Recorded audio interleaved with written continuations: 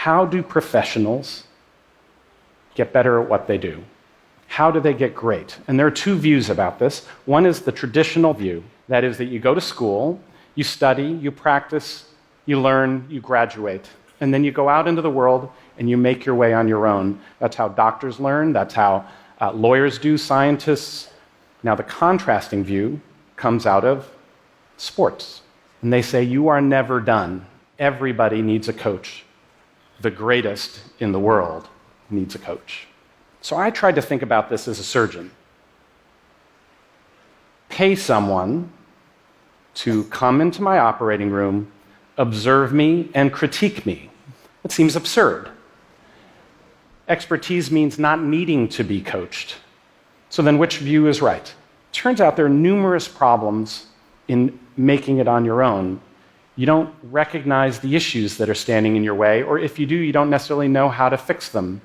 And the result is that somewhere along the way, you stop improving.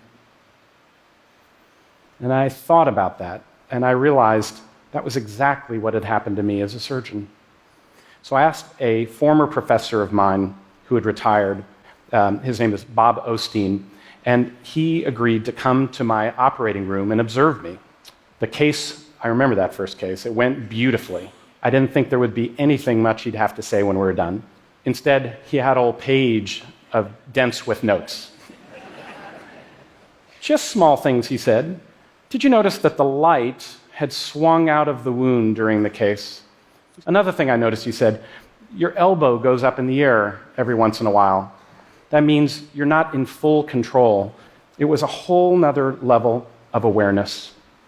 He was describing what great coaches do.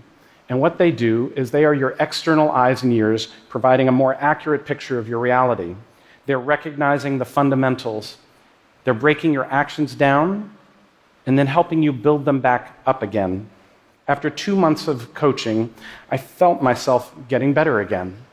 And after a year, I saw my complications drop down even further. It was painful. I didn't like being observed. And at times I didn't want to have to work on things. I also felt there were periods where I would get worse before I got better. But it made me realize that the coaches were onto something profoundly important.